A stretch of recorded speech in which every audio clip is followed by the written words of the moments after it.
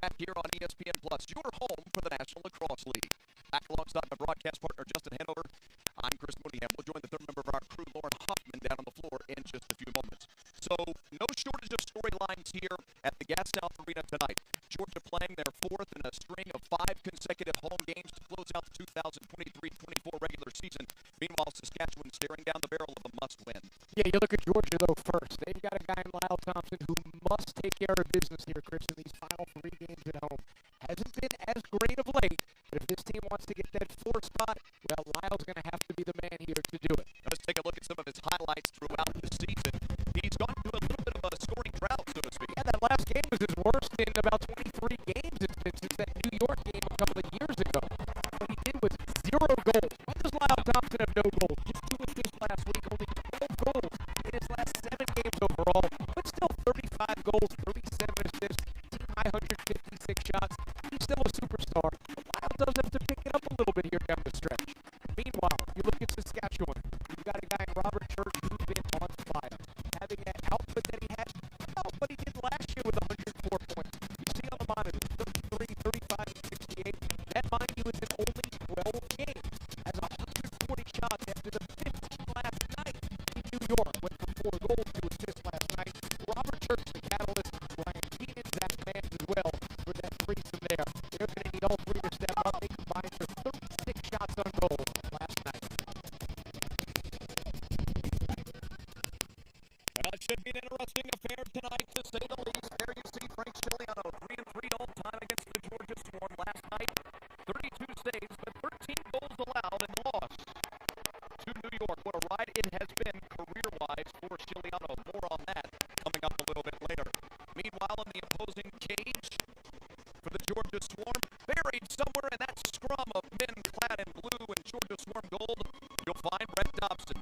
More than 1,000 career saves in his young career, and 1167 goals against, an 8-6 record, and he's saving at about 77% for the year.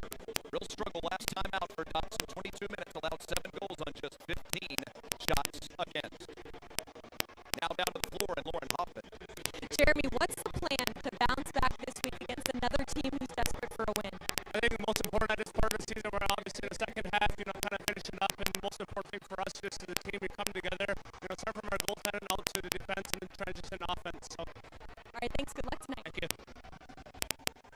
We'll have ourselves a tremendous matchup between the head coaches as well, not just the head men, but also the brain trusts therein on each bench for these 2 clubs. So, Justin Hanover, am I being hyperbolic when I say that this is the defining moment of the season for the Saskatchewan Rush? No, I think you're not, Chris. You move to 5-8, and you look at that schedule, a home and home with Calgary, San Diego, and Toronto, the top 2 teams in the league. As you take a look at Coach Ed and Camo, and no, this is a game they must have. They must have a game Thursday against Philadelphia as well. And Eddie Camo's club, of course, with dreams of hosting their first playoff game inside of this barn since 2019, when they lost to Toronto in the East Semis. I was on hand for that one, and no one believed at that time that that was going to be the last time for years and years that we'd have a playoff game inside of this arena. So we're underway.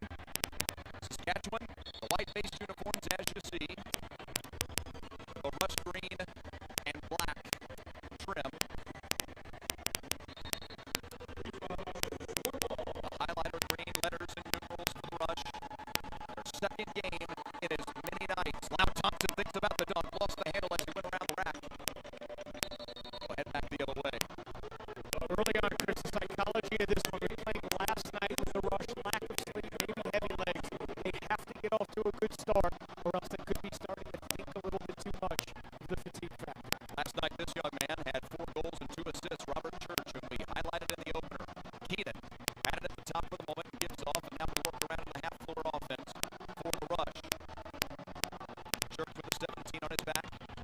Got sealed out. His pass is errant. Rolls around down there, 1 on the shot clock, and that'll be the expiration of that.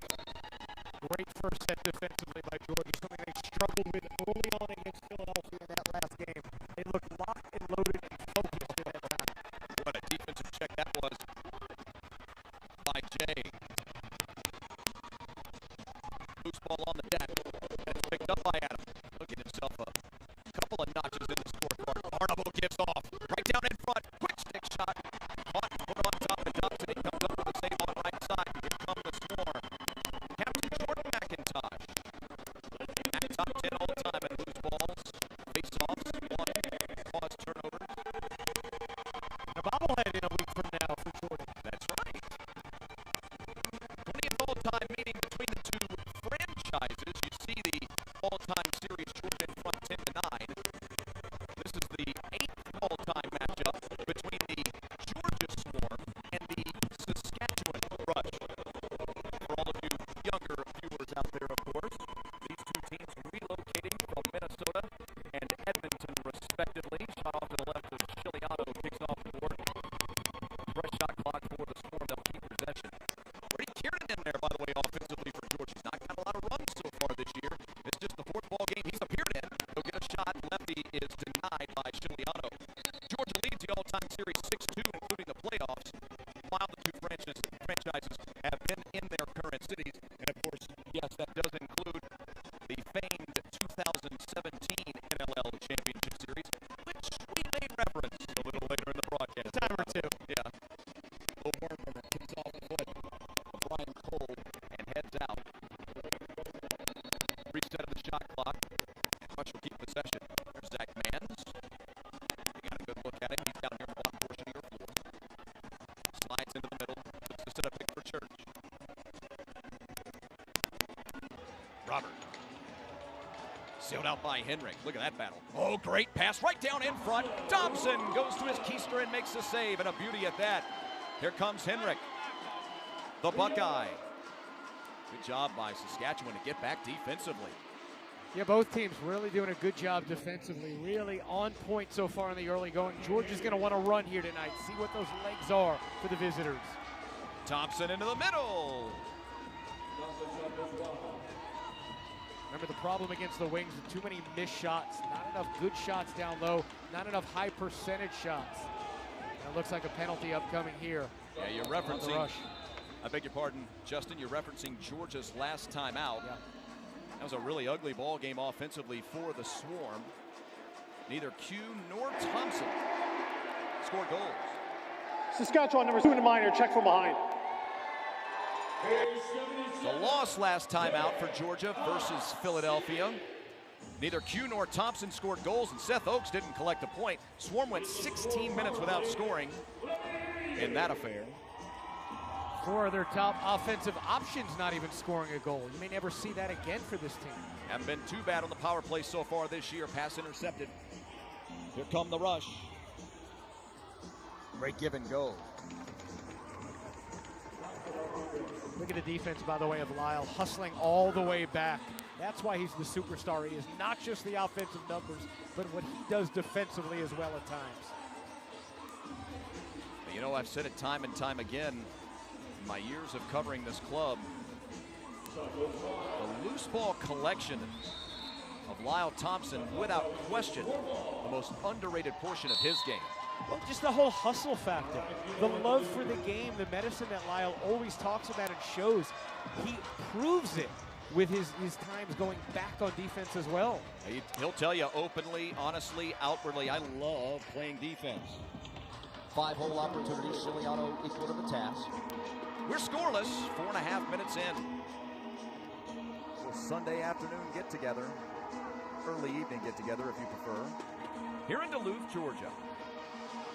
And Lyle finally goes off there. Was going to have another defensive shift till it went to that half-court type of a play here. Rush won the first all-time meeting for the two teams after they each relocated in 2016. Georgia then won the next 3 meetings consecutively, all in the 2017 season. Of course, that would mean 1 in the regular season and 2 in the postseason when they won the 2017 championship. Rush and Swarm scoreless early.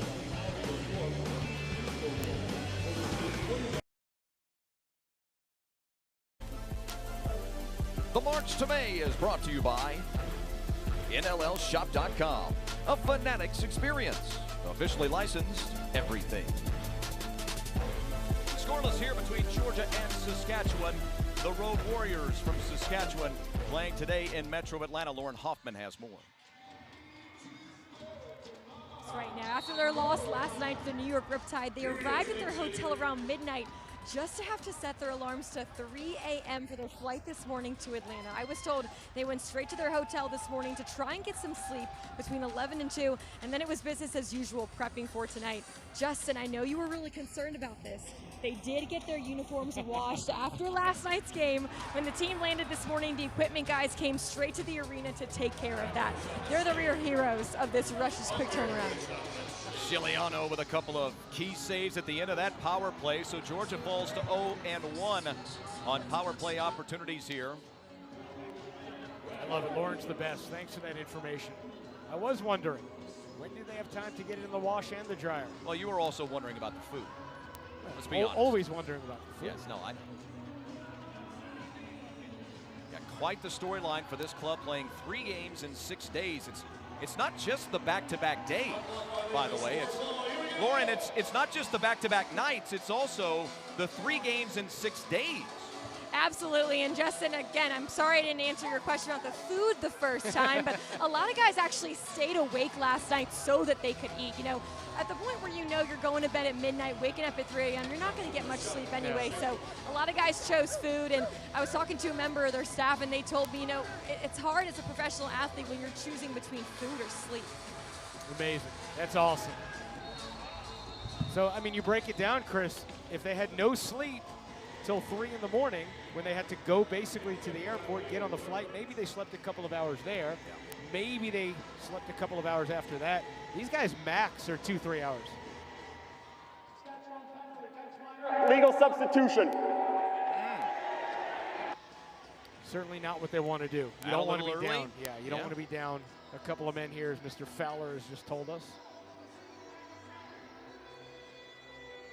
I've got ourselves a great crew on hand. And thankfully so, just an absolutely pivotal ball game for both of these teams. You see Keegan Bell, he'll be the man who takes the pine, the rookie for Saskatchewan. Georgia on another extra man opportunity. And great ball movement the first time. They looked really crisp, just not able to score. Block shot, Q going to be able to scoop it up, still has 10 on the shot clock. Kind of just dumps it down there, not quite sure why. Well, the over and back, he was afraid he was going to go past. I beg your pardon. Oh, what a look! Holy smokes, what a look that was. That was almost an unbelievable completion of the pass for all of you CFL fans out there.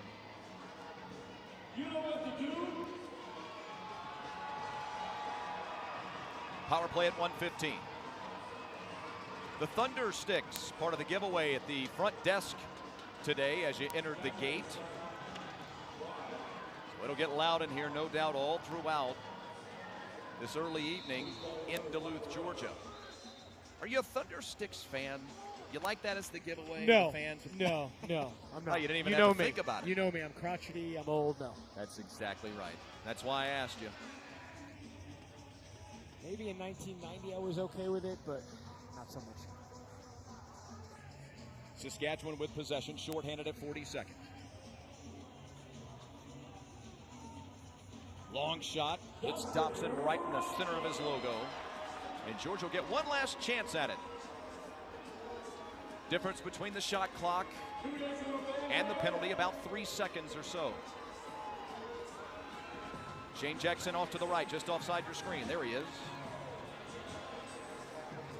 Will he get a quick stick opportunity? Oh, pass intercepted from Thompson as he was trying to get it over to Bomberry. You see Bomberry laboring his way down the floor, by the way, in defensive help. Brendan been beat up all year long, and that'll be the end of the penalty. Bell dumps out. You see him coming across your screen in the center logo as we speak. And we're back to even strength at 6:15 of the first period. Still scoreless. What do you make of that, Justin Hanover? Well, we had one last week that was scoreless after a quarter, and I was shocked to see it. Are we going to have history repeat itself here? Long bounce. Look at this. Chance at a one-on-one, potentially. Wiedemann takes the shot. Chiliano save. Wiedemann another chance at it. Chiliano once again. Phenomenal saves by Chiliano. That was awesome. Back to back. Boy, Frankie Shills looking good here early. after, as we mentioned at the top, a tough night last night. Both goaltenders pulled in their last outing, remember, and both looking good in the early going. Patrick Dodds. Dodds, a Rookie of the Year finalist in 22, where he had 84 points, acquired in the offseason for a draft pick. Rights to Matt Beers. Notice the Swarm a lot of times have their defensemen coming up with the ball. They are looking to run. Get out as much as you can, whether it's Wiedemann, Reinigan, Henrich. Kiernan denied.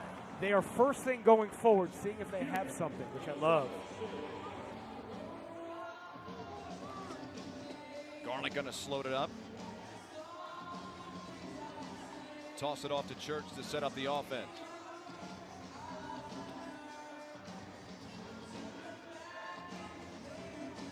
Back to Church. Re-signed, of course. Renewing his connection to the area, to the franchise. Church bidding for his second consecutive 100-point season. That would be the first time in his career. It would be his third overall. Still loose down in front. Picked up by the Swarm.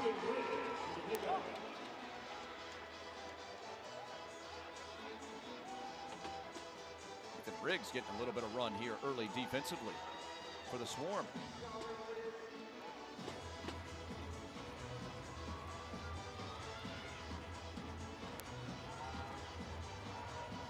Shane Jackson. Andrew Q off the pipe. Now 7. Q! Andrew Q, 27 goals, 41 helpers, 3 game-winning goals for the Georgia Swarm this year. 6 on his tally sheet. In Georgia colors, and now nearly 2 full seasons. Oakes gets mobbed a little bit, has to give it off. Andrew from the top. Uh-oh. Give off. One-on-one right on top of Dobson. The shot a little errant. Dobson did a good job of filling the space and forcing a halfway shot there. And who came down with that loose ball? Lyle Thompson. There's the little things as well as the big things, and he's going to check out and get a little breather.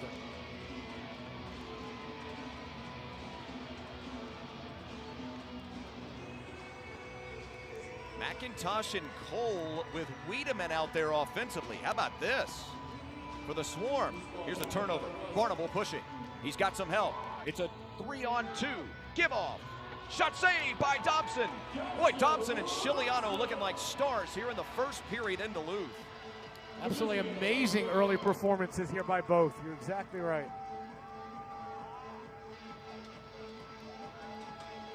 Cole tried the up and under.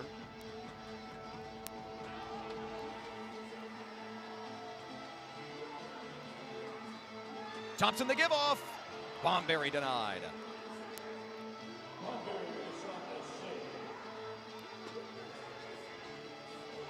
Jared Smith off to Church. Robert looks for space. Georgia does a great job of filling the center of the offensive zone.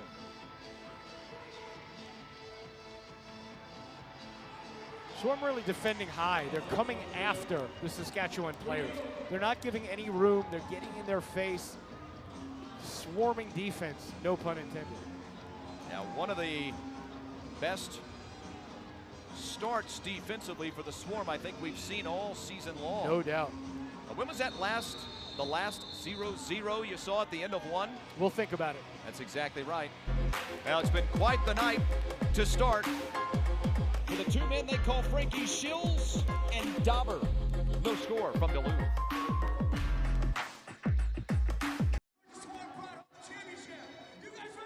Welcome back to Gas South Arena. I'm joined here now by Georgia head coach Eddie Como. Coach, still scoreless early. What are you seeing?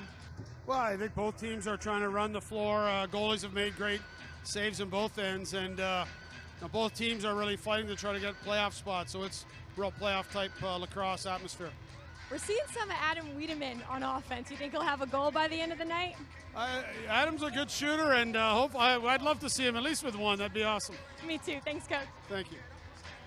Eddie Como, one of the great head coaches, of course, in this league's history. A 130-plus game winner, 70-plus or 75 plus now, I suppose it is, for the Georgia Swarm.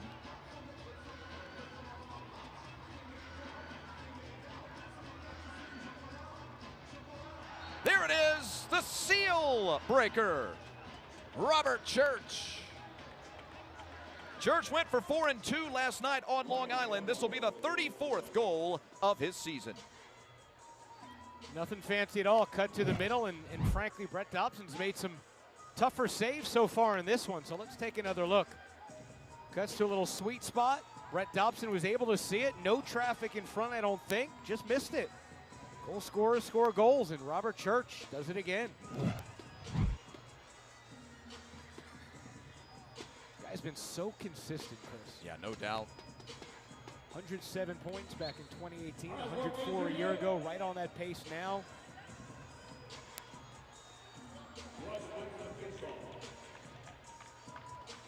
So finally, the seal broken by the Rush as they lead 1-0, closing in on the final 70 seconds of the opening stanza.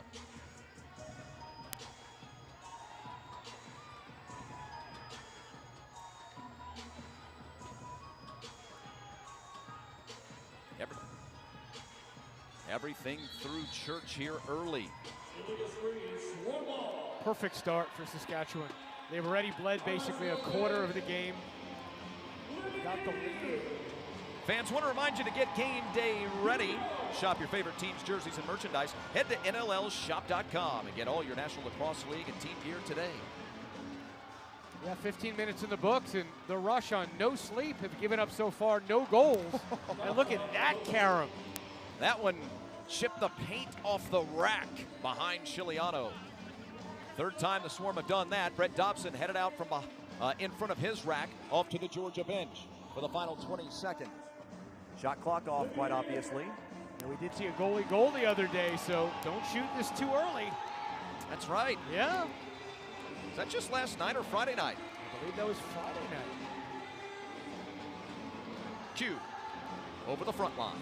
He'll drive in, try for the give off. It'll hit over the boards at 1.6. You see the conversation there by the officials to decide who nicked it. Chiliano said, "Give me the ball." He quickly wanted that thing. And that'll be the end of the first quarter. First quarter where it may be fair to say that man and Brett Dobson were standing on their heads. Frank Chiliano and Brett Dobson have led their team into a 1-0 game.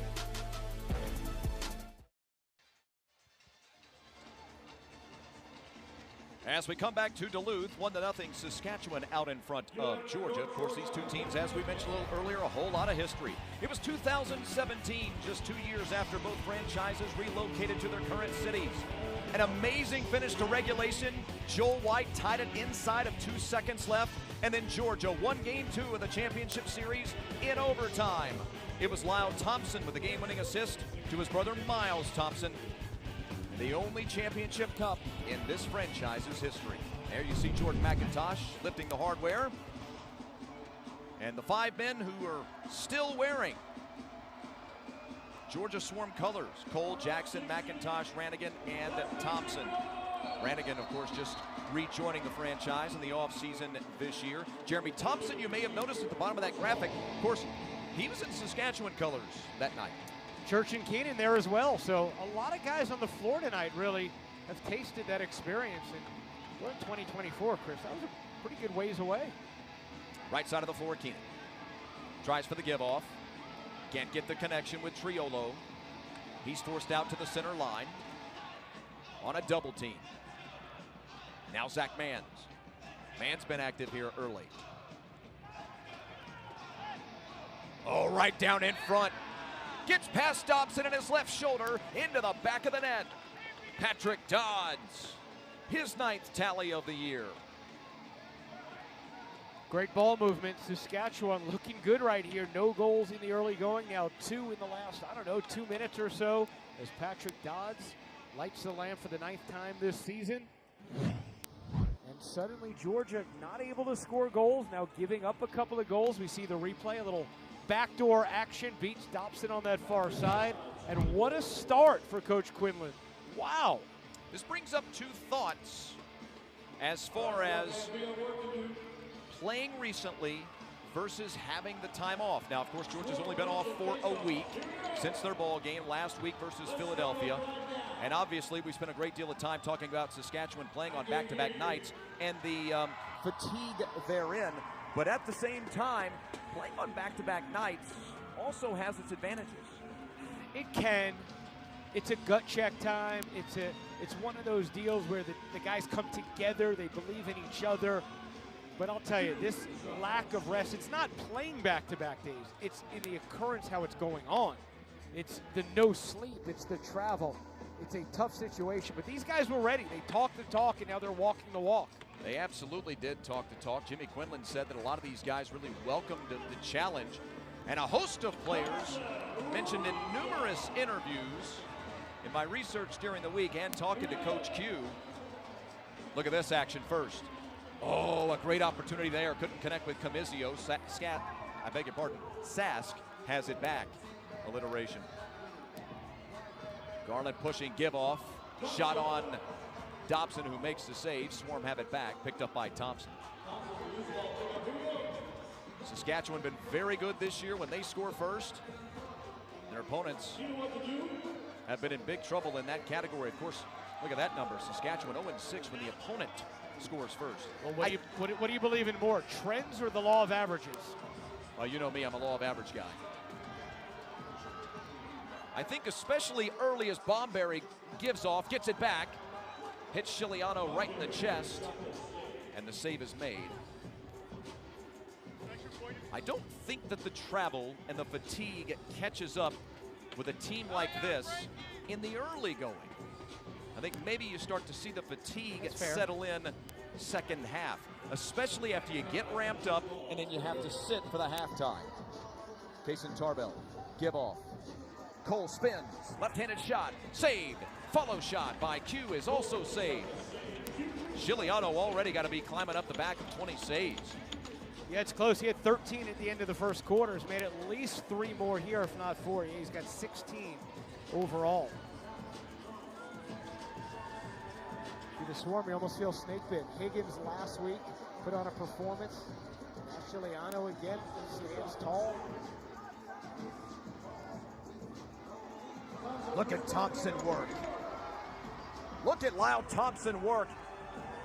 Just lost his lunch money. Holy smokes.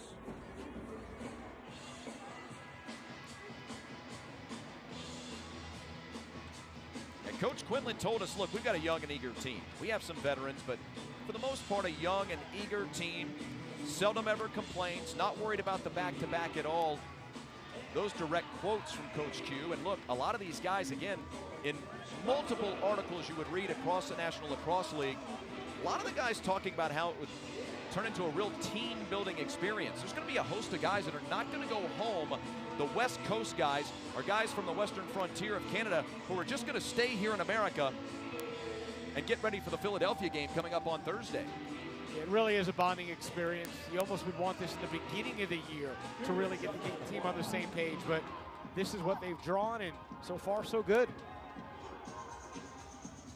Boudreau, the give-off. The shot is saved once again by Dobson. Dodds had a chance at his second, but came up empty. Georgia needs one. You get that feeling they need one. They've got to break the seal on the other end, and then maybe they'll roll. But until they get that one, man, has Chiliano been awesome.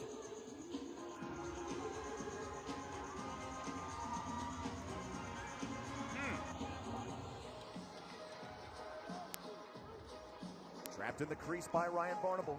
Had 12 loose balls last night, by the way. 14 caused turnovers on the year for 77. Had a goal as well. Real good game in New York.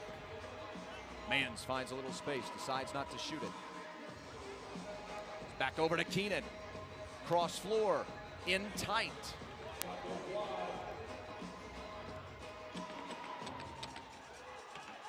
Look at that battle there between Jordan McIntosh and Ryan Keenan. Keenan had 3 and 1 last night. 7 points last week versus New York, by the way. Well, he's been such a good, reliable player for so long, 15 in white, 7 seasons, 150-plus goals in his career, 430-plus points for Keenan. Sitting on 24 and 37 this year, Justin. It's really a great trio, as I mentioned earlier in the open, with Keenan, Mans, and Church, as they had 34 shots on goal last night. Delayed penalty call coming up. It's going to be levied on Jeff Henrik. The Ohio State Buckeye leveled the man going after the loose ball behind the rack. Here comes the call, and we'll hit the break in a 2-0 affair.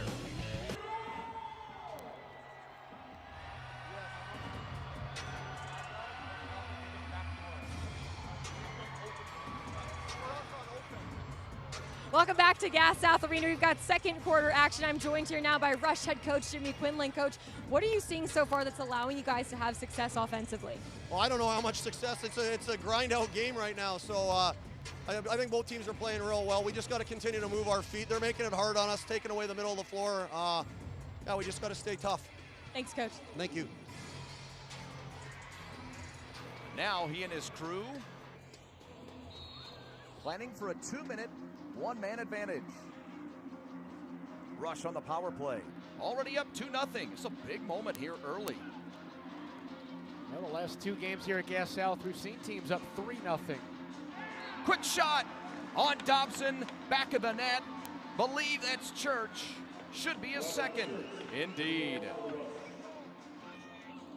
Good quick movement. Last week, Wings went up 3-0. Week before here, Swarm went up 3-0. And history repeating itself is Robert Church's second goal of the game. And you see Georgia trying to stay inside, and Church makes them pay. Really good high percentage shot down low. Nice pick set. Opened up Church. And a good offensive set. Keenan, who's a goal scorer as well, does a nice job setting that pick and opening up the space. 6 in 5 quarters. And 5 minutes for Robert Church. Counting his contributions from last night.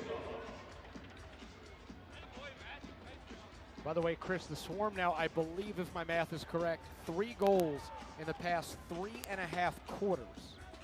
Because they were shut out against Philly, I think, in the 3rd quarter. Correct. I think they scored 3 in the 4th. And they now have no goals for the first 1.5 here. Look at that second effort by Triolo. How about that? Of course, offense, the name of the game for the Rush. I'm sorry, for the Swarm. The renewed dedication to defense has been pretty good this year. But now a newfound struggle on offense and another penalty against the Swarm coming up.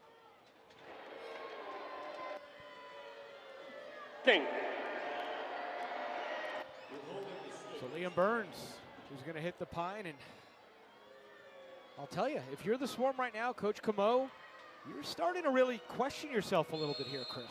Sacramento came in, not Sacramento, Saskatchewan, came in here with a plan and to perfection to this point. They've not played poorly, I don't think, Georgia. It's just that they've just been barely outplayed. Another goaltender. Yeah. Snake bit. Another one through Dobson. Church has got the hat trick at 8:08 of the second quarter. Robert Church, 7 in 2 nights. Well, if you keep getting penalties and you keep doing wrong things, the other team's going to capitalize. And again, another high pick looks to be set. You see the movement, constant high screens, exactly what Vancouver did here when the Warriors looked pretty good in that tight Georgia win. But you see all those high screens, the physicality, and Dobson beat from long range. Second consecutive power play goal for the Saskatchewan Rush, and they lead 4-0 in the early going of the second period here in Duluth. You build some confidence, you forget about the fatigue factor, and boy, do they look great as they look to keep this season alive. Dobson with the save here. 4-0, obviously not insurmountable. for Georgia. Jeremy Thompson pushes, finds Shane Jackson, who's denied by Shiliano. Folks, want to remind you about Lax Metrics, powered by the National Lacrosse League. A new innovative data approach to better understanding our league. Cooper Perkins does such an amazing job with this initiative. He breaks down the numbers each week on NLL.com and the league's social media channels. Great articles once a week. Great opportunity for younger fans to learn a great deal about our game, its players, and the league. Good attempt from behind. Dobson moved well to keep this only a 4-goal deficit. And we're past the midway mark here in quarter number 2. Yeah,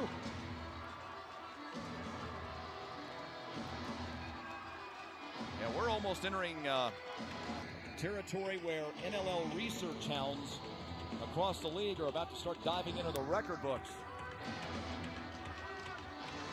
3 on the shot clock. Better hurry. Off to the left of Shiliano. Officials say play on. Swarm caught flat-footed. But now they'll do a good job of getting back defensively. Ladies and gentlemen, participating in the diamond drive, please be behind section 115. If you're participating in the diamond drive, please be behind section 115. Thank you. Saved by Dobson. The famous diamond drop. Oh, look at this. Dobson gets caught behind the rack. Oh, baby. All goes in favor of the Swarm. Dobson doesn't get caught out. Back down on the other end. Another save by Shiliano. A loose ball scoop up by Burns. Oh, I beg your pardon, that's Kiernan. Yeah, the famous diamond drop going to take place here tonight in Duluth, where they'll drop a ticket in a box. And when I say a ticket in a box, but they'll actually drop probably 5,000 of them from the rafters here inside of the building affectionately known as Sting City. And you'll have probably 5,000 ladies down on the floor. Well, not that many, maybe. Scrambling after every box they can get. Limit 1, ladies. They'll read off the ticket later in the night, and they'll give away a $14,000 diamond ring. One of the great initiatives and great giveaways you'll find in our league.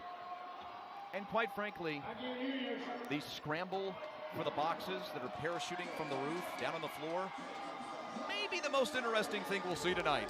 Now, you didn't have your wife show up tonight? No. Our anniversary's next week. I already got her a 10-year anniversary ring, so I couldn't wait, you know. Good interior pass, and Jackson not able to hold on. If he did, he had a good shot attempt. They also took a good check there from Connor McClellan. McClellan's had a good year, an underrated year, by the way, for those of you not familiar with McClellan's work. He's got 17 caused turnovers so far this year. Doesn't play every rep defensively for the Rush, but he's out there a good bit. And when out there, man, is he productive. Cameron Griniuk is out on the floor right now as well. For Saskatchewan offensively, expiration of the shot clock. We'll head back the other way. And this will take us to our next TV timeout in second quarter action. How about this? Georgia scoreless. 4:17 from half.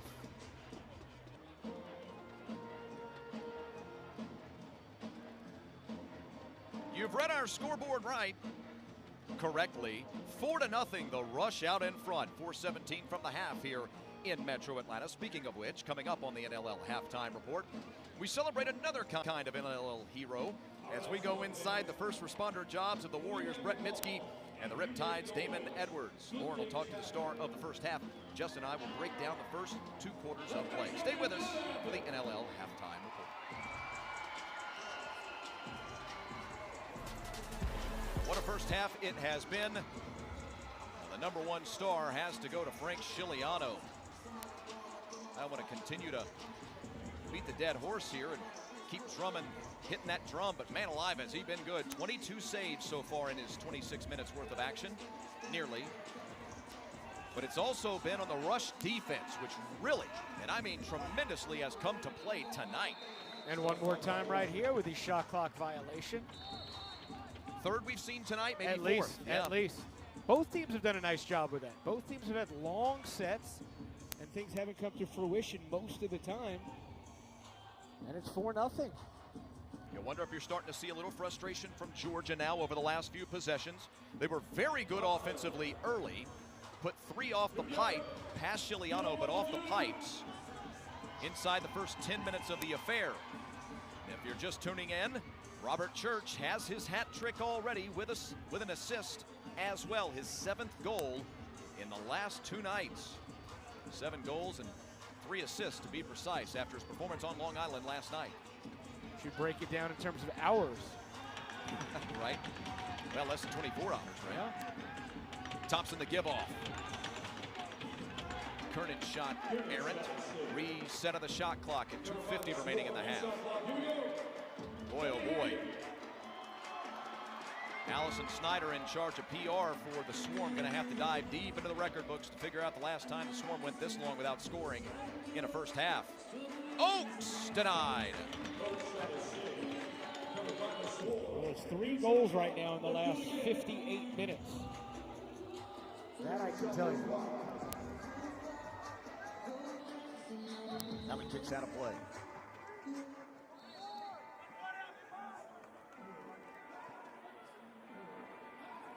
That's rather stunning, frankly. I think the crowd a little stunned silence right now.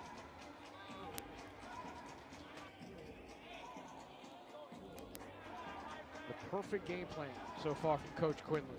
On little rest, they have been gutting it up. Phenomenal effort to this point.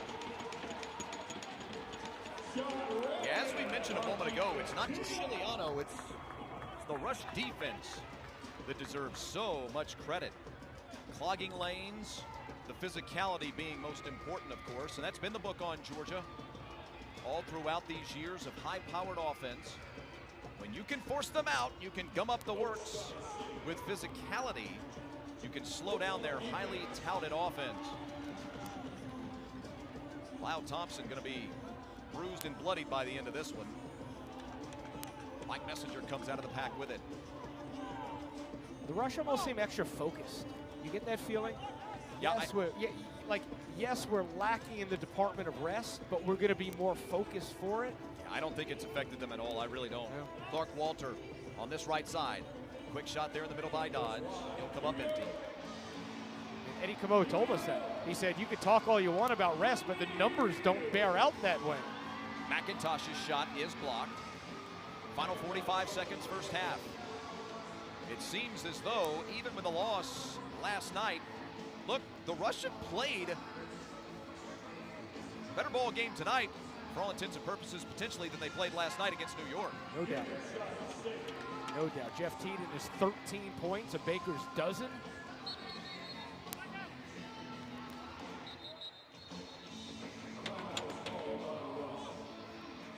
Saskatchewan's called a timeout here at 25.5 remaining for Jimmy Quinlan and his crew. Boy, oh boy, what a performance by his team. Of course, he's got Derek Keenan on his bench now as well, as you all know. That's helped immensely. Coach Q made sure to tell us during the week, hey, let's hit the out-of-town scoreboard. You see, Friday night, Panther City with a monumental win to their season. Really gummed up the works inside of the middle of the NLL playoff standings. Calgary did the same by keeping their playoff hopes alive. And then what a comeback for Toronto, trailing at one point in that ball game. I think it was 4-0, won in overtime. And then what can you say about Vancouver's 21 goals against Philadelphia? And who would see 3 one-goal games coming, right? I mean, who would have thought that would happen? Boy, oh boy. Every single night. And another one in San Diego, they had to come back as Vegas went up early in that one. And you see Colorado, they were down early to Rochester, a team that really needed a win, and the loud house was loud. And Mammoth say, not so fast, don't forget about us. We were just in a championship. Don't discount us just yet. And they'll have a real chance to play spoiler down the stretch. This ball game's so important for Saskatchewan. They still have Calgary on the schedule twice. They have San Diego, they have Toronto. For all intents and purposes, most people would have told you entering this 6-day stretch that The Rush had to have 2 wins. Some said 3. Have to have 2, no doubt. They've got to get this one. They've got to get Philadelphia on Thursday. I'll tell you, if they win here tonight with the way that they're playing right now, I'd install them as favorites in the city of brotherly love coming up next Thursday. We could say the same thing about Philadelphia, what we saw last week with how the Wings played, and then look what they did against Vancouver last night with the 21 goals. So almost all bets are off these days. Well, that's this league, though. Yeah. I thought Philadelphia was saving their season Absolutely. last They look week. great. Well, what's the common denominator right now? Georgia not scoring goals. Yeah. All of a sudden, it's becoming a massive storyline, not just for this club, but in this league as well. 4-0 Saskatchewan. They're working on the game clock, by the way, if you're wondering what the delay in action is here inside the Gas South Arena. They've moved the clock up to 35.5 seconds remaining, adding 5 onto the tally. We'll see if they leave it here. It was on 25.5. And that determines if Chiliano's going to stay in the goal or not. Yeah, absolutely right, because of the shot clock. Yeah.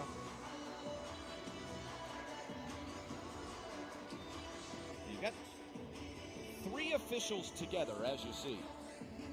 We might have a good look coming up here from our crew. Well, they're running it back down, so let's see if they are. Let's take a look, Justin. What do you see? I see 27.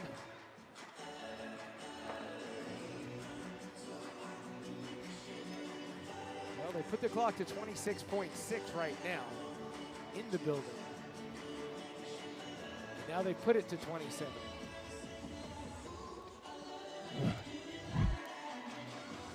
Right now, Jordan McIntosh, Zach Mans have come over to the officials to try to sort things out.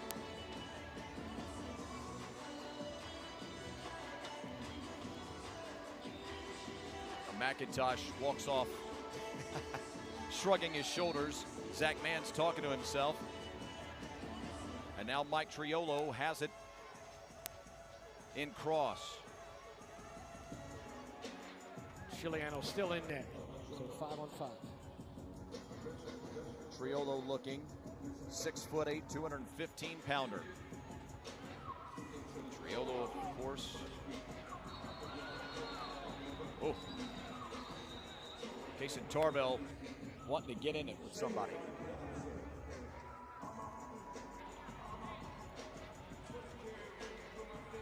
They're going to call a penalty here with 2.7? Yeah, that's not what the Rush wanted to do. There's now at least a little life for Georgia coming to the second half. Saskatchewan penalty number 2, 2 minutes goaltender interference. On Zach Mans, who, as many of you know, is enjoying one of the finest seasons of his career offensively with his 25 goals and 31 assists. So Georgia will have it at 2.7. We'll see if they can make something out of it in this waning opportunity. Caught, shot, blocked.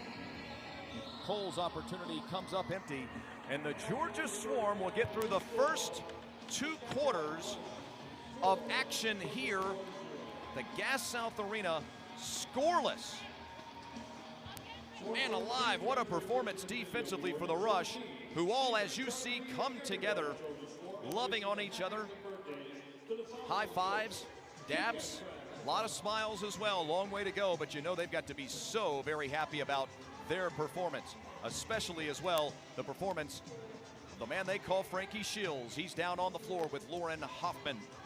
Frank, how were you able to shut out Georgia the entire first half? Sorry, I can't hear you. How were you able to shut out Georgia the entire first half? Yeah, I think we're just playing our game right now, right? The defense is giving me the shots that I'm able to read and pick up on, and that's what's making us successful right now. Thanks so much. No worries, thank you. Frank Chiliano with 26 saves at the half here in Duluth. Robert Church already sitting on a hat trick. Saskatchewan in a must-win ball game here in the Deep South. They lead 4-0 as we head to the half on ESPN+.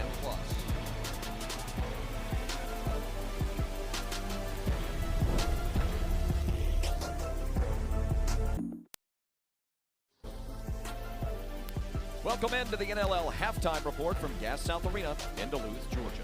You know, so much of the time, dedication and sacrifice go into preparing for a game. But once an NLL player takes the turf, it's 60 minutes of giving everything he's got until the final whistle. For Brent Midsky of the Vancouver Warriors and Damon Edwards of the New York Riptide, now the real sacrifice starts off the floor.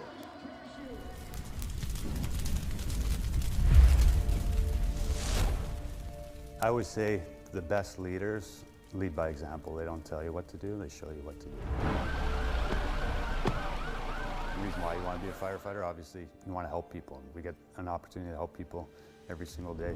When we're called upon, it's the worst day for someone else. Anytime you go on a call, people you're helping out quite possibly having one of the worst days of their life. It's a rewarding job. There's just so much pride and tradition that comes with the fire service. People at the hall, they quickly become like my family. Obviously, we have to trust each other with, our lives. Every member here has a team first mentality. It's honestly like one big extended family. We're willing to risk our lives for each other at any given moment. So that's pretty unique because I don't think there's many professions out there like that. It's the community you serve, the team you play for, the city you play for, right? Because I think when you care so much about that and they have the same feeling, you just don't want to let each other down. So when you have that, you have pretty good success. It is super rewarding to help people out, and there's a sense of pride when you can serve your community. And the fire service has such a strong reputation of respect and trust among the public, right? And we got the people that put on the uniform before us to thank for that, and I think it's up to us to continue that tradition. Whatever it takes kind of mentality. You got to be resilient in both fields. If you're scared, I think you're in the wrong line of work. Bend, don't break attitude. We do so much training throughout our 24-hour shift. I wouldn't say scared because, that would kind of make us vulnerable. Both professions, as soon as you think you got to hang on something, you can get slapped in the face pretty quick. Because you can't control everything that happens on the fire ground. You can't control everything that happens in a lacrosse game. The only thing you can control is your preparation. And when you're well prepared, you're confident. And when you're confident, you can succeed.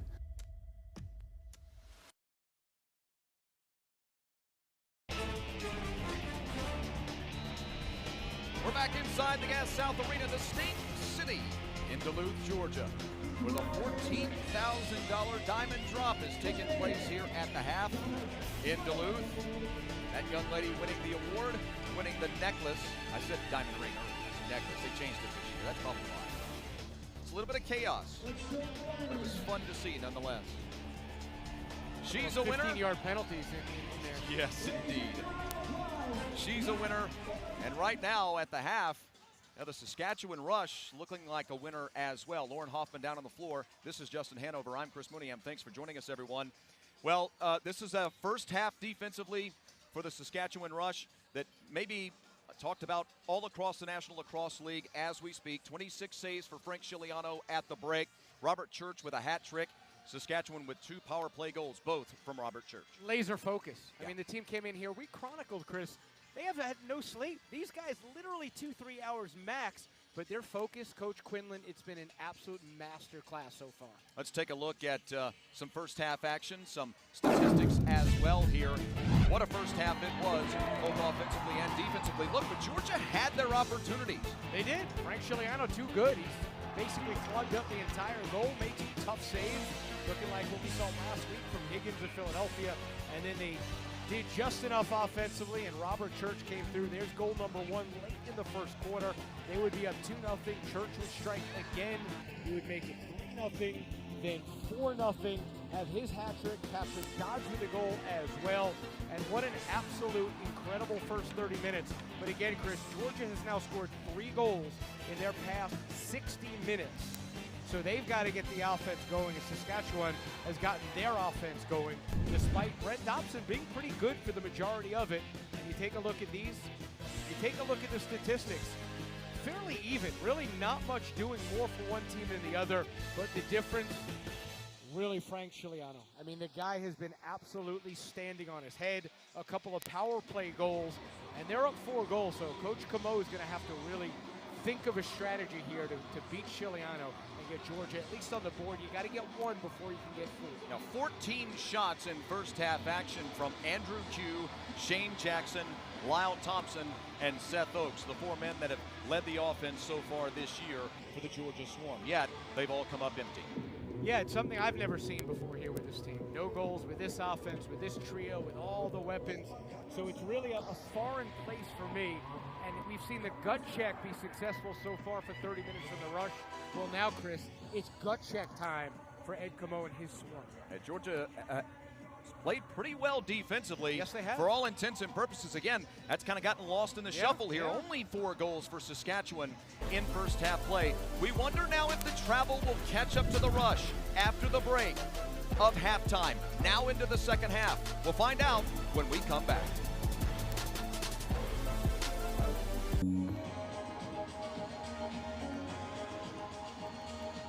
Back inside Sting City here in Duluth, Georgia, the northeast corridor of the sprawling Atlanta Metroplex, where the entertainment is out at the half, such as it is. No, I'm only kidding. Those guys are great. The unified standings inside of the National Lacrosse League, the March to May. Toronto and San Diego, of course, have clinched playoff berths. Albany's potential clinching is in the offing, although they are struggling as of late. Georgia, of course, owns a tiebreaker on Halifax.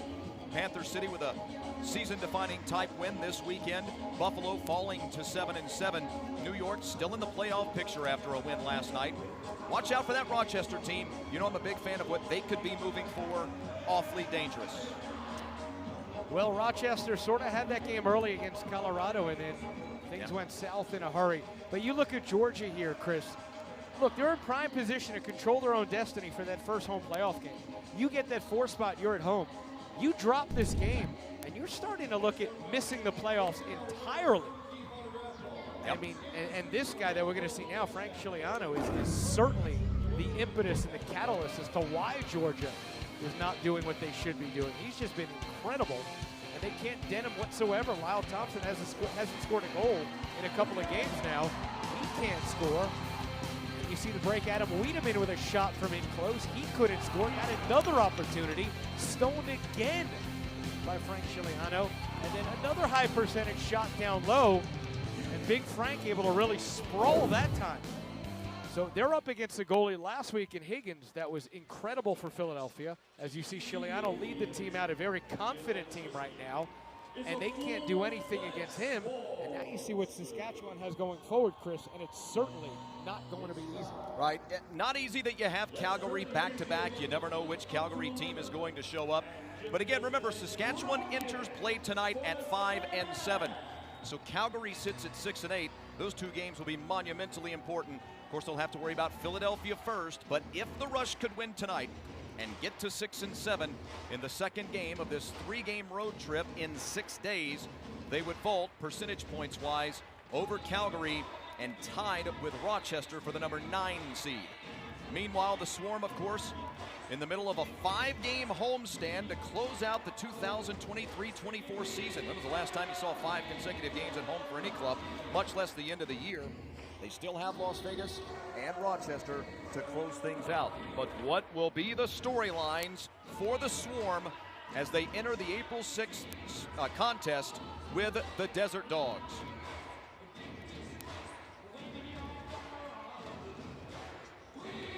So again, if you're just tuning in, Frank Chiliano, 26 saves in first half action. He had 13 in each quarter. Robert Church with a hat trick, which he completed just 22 minutes into this affair, by the way. He's sitting on 3 and 1. The other goal collected by Patrick Dodds. Zach Mans has 3 assists. Keenan with 2 assists. Georgia with 16 shots from their big 4, each of which has come up empty. And so here we go with second half play. Also keep in mind that Georgia will be on the power play to begin second half action. In fact, they have 1:45 remaining on the extra man. And really not a good penalty if you remember. Running into Brett Dobson didn't have to happen with 2.7 left on the clock. There's sort of a break for Georgia, see if they can take advantage here. Of course, Saskatchewan does a good job of getting face-off loose ball and having the opening possession of second half play. That shot altered. It'll head out. They'll reset the clock. 1:23 remaining on the penalty for Georgia. Wait a minute. We've got ourselves another call. They're going to send Adam Wiedemann to the pine. Georgia penalty number 27, 2 minutes holding the stick. Costly, to say the least. Yeah, Adam Wiedemann, very high IQ, very smart player. Very hot about that call. Well, we know Adam can get hot, no doubt about it. But so there goes the power play for the Swarm, and the rush will be eventually on one. Great look. Triolo goes underneath. Dodson makes the save. Less bodies on the floor. Let's see if that can help this Georgia offense. 4-on-4 for a solid 60 seconds. Jackson off to Thompson. Lau works around. High center. Back to Jackson. Jacko goes for the behind the back shot from deep.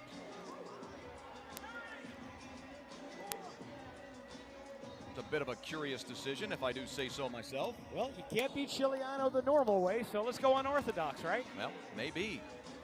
Triolo winds up, puts a dent in the side casing. That one rolling around loose down there. Georgia going to chase it down. 25 seconds remaining with the 4-on-4. The difference, a good 35 seconds in the two penalties.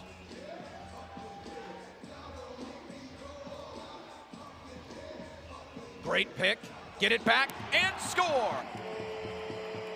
Bomberry passed it off to Thompson, set a pick, let it loose, got it back, and put it into the back of the net.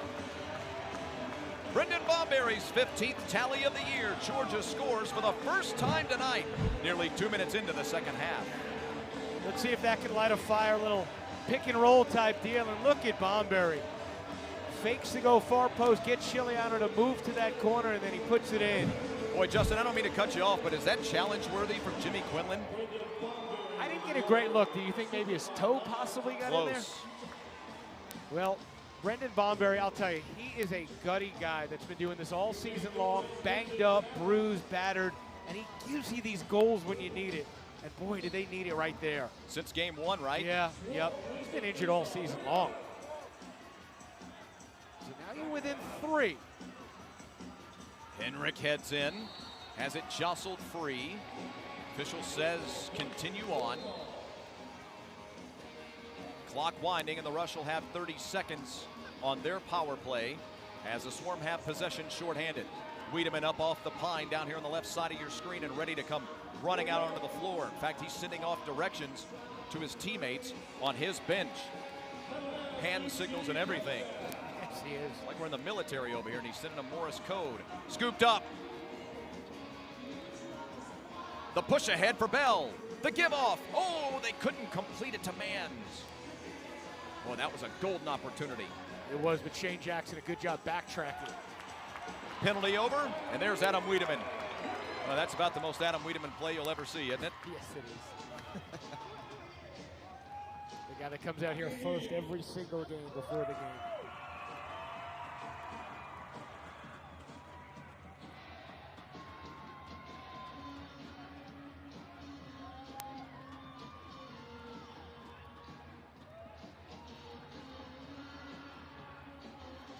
Turnover, offensive end.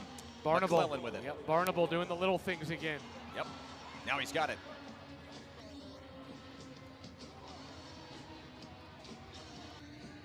Rush come out for their warm-ups with a t-shirt on that says push the pace.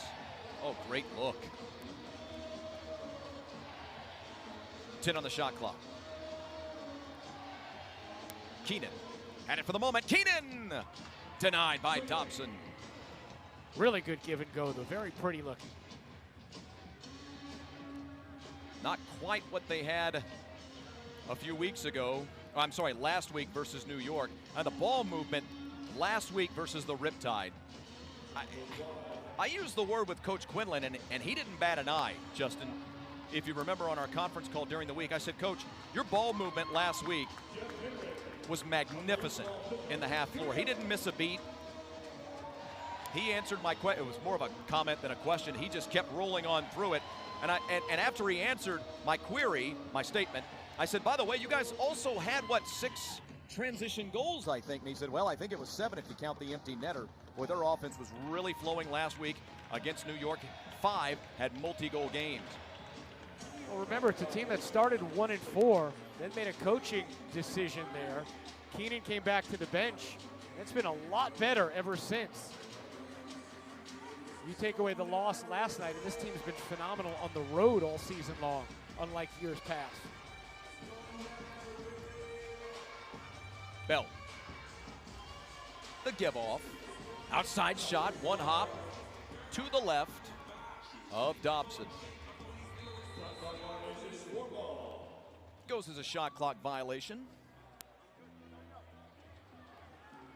All right, Swarm fans. Let's make something good happen right here. Who's with me? Fans trying to cheer on the home club here. Q!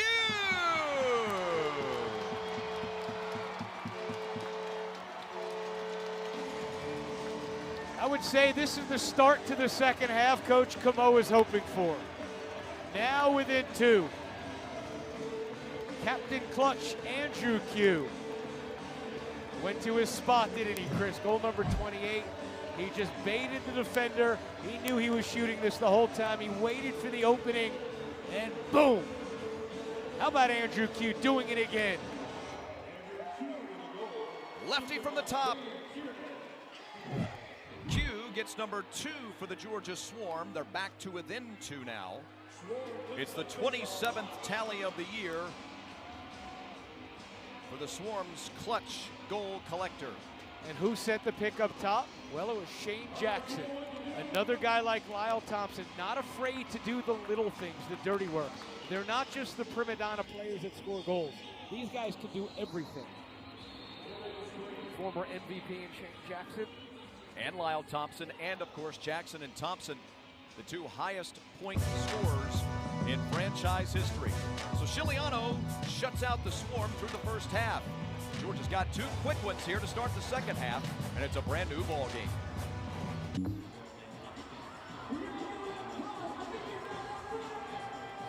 Four to 2 our score here at Sting City in Duluth. Fans, want to remind you, for all the latest news, highlights, and behind-the-scenes content, follow the National Lacrosse League on Instagram, TikTok, Facebook, Twitter, or X if you prefer, and YouTube. Stay current with scores and in-depth articles on NLL.com. So I posed the question in the first half and at the break, Justin Hanover. Is it possible that the beginning of the second half is the time we start to see the legs get a little wobbly for Saskatchewan in this long road trip? Certainly looking that way right now. I don't know if it's more physical, more psychological, or what, but a good start. Yeah, and a good save there from Dobson, but a really good start from Georgia. I mean, you look right now, and you've got a ball game. They did nothing in that first half offensively, and they're right in the thick of things at this moment.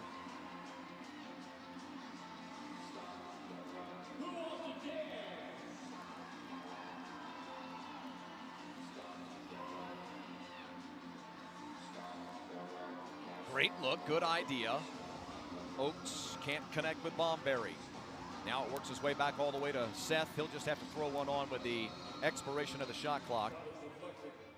And we'll turn tail and head back the other way. Again, we've seen a lot of that. I mean, that's a testament to how these defenses are playing, how hard they're getting in guys' faces, leading to them starting their offense with maybe 15 on the shot clock and not getting into any good sets. Defense ahead of the offense throughout.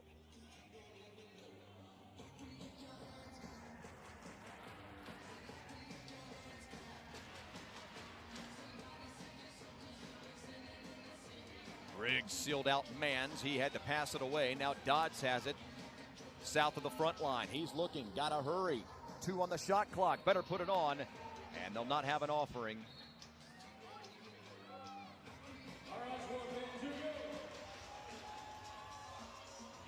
Two teams that have battled adversity all throughout the year. We talked a little earlier about the slow start for Saskatchewan. How about this? Georgia got off to a hot start to the year at 4-1, just 4-6 since. But it's also a club that, keep in mind, Georgia, I mean, first, back down on the other floor, beaten. Dobson's beaten. Is that Mike Messenger? Indeed it is. Mike Messenger is 9th tally of the year. The team's leader in loose balls, no big surprise there, with 90 plus on the year. You see the big outlet from Chiliano. He lofts it over. I believe that was Lyle Thompson. Lyle just couldn't get it, and then Messenger takes his time, lines it up, and puts it in. So assist number 4 on the season. Little assist number 5, and puts it over Dobson. What a well-designed play in the end, and Thompson not able to get it up as he looked for it up high, but that pass, pinpoint, little Brady to Randy Moss type action there. That's a big one. Messenger gives Saskatchewan a 5-2 lead. Georgia 2-3 in their last 5. Hey, another opportunity. Scoop up. Jay. Not this time. Georgia 2-3 in their last 5, 4-3 in their last 7, 2 overtime wins and an overtime loss in that 7-game stretch.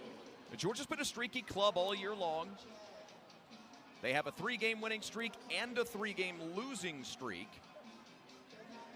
2 instances of back-to-back wins and a case of back-to-back losses for the Swarm. Guys mucking up a little bit, and here comes the big 6'8" Triolo, and everything just sort of died down when he came over. Penalty coming?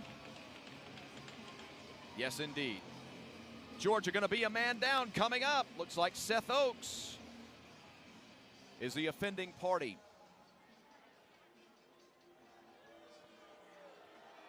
Or is it Bomberry? They're sending Bomberry to the pond. Georgia penalty number 21, 2 minutes illegal cross-check. Oakes was asking the question as to what the call was, and that's why he was getting the explanation from Stripes. Yeah, just a little bit up high. Certainly don't want to do that in the neck area. That's a bit of a late, lazy penalty there by Bomberry. He had been beaten. Catch and shoot quickly. Dobson the save. Yeah, well, the way Georgia's offense has struggled in this one, this is a pivotal moment in the ball game. It's 6:30 remaining, 3rd quarter. Conversely, for Saskatchewan, a pivotal moment in which they could potentially get some real quality spacing in this one. If you can get back up 4, that almost puts what Georgia did with those 2 goals, you know, put it aside, put it back to 0. And put some new gas in the tank, by the way, if you're starting to run a little shy on energy. No problem for Chiliano. Standing real strong, very solid, standing big.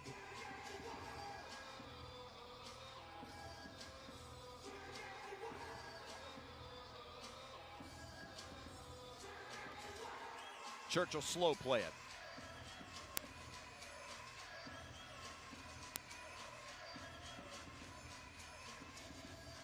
Keenan, give off, back to Church.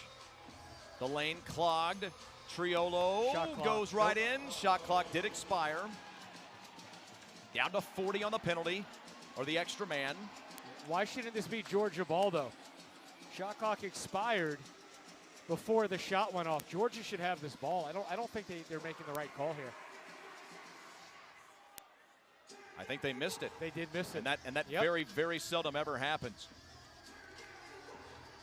Shot clock expired. They took the shot. It was saved. They played it on instead of saying leave the ball there, Georgia ball.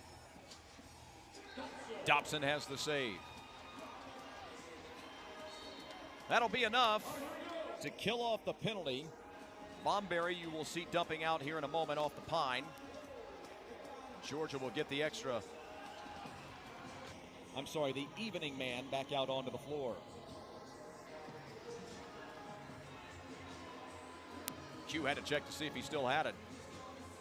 Jackson, Thompson. Lyle has it! Oh my! They'll have to replace that portion of the floor as Lyle Thompson just set it on fire. 5-3 at 4:32 of the third quarter. Little spin from Lyle. Chiliano just really couldn't see it because you'll see Lyle sort of give him the back here. He gives him the back, and then he just fires. A tough hop for Chiliano, and we're back to a 2-goal game. Nasty shot. So Lyle back into the scorecard. His 36th of the, yes indeed, his 36th of the year. Even with the recent struggles, the great Lyle Thompson is top 7 in the league in that category. 38 assists on the campaign. Back to a 2-goal game. It's amazing. Lyle's struggling at times. Shane struggled scoring goals at times. Andrew Q picked him up. We've seen Seth Oakes. There's so much balance, so much depth here. But yet they're still struggling right now overall as a team. Liam Burns with a tremendous defensive effort there, and it rattles the cage of a couple of Rush players. It looks like, indeed, we're going to hit our 4-minute TV timeout. They are going to hit Burns on a penalty in the effort. Let's get the call before we hit the break. Georgia penalty number 12, 2 minutes tripping. Boy, was that inadvertent? Now, it doesn't matter. He's on the pine.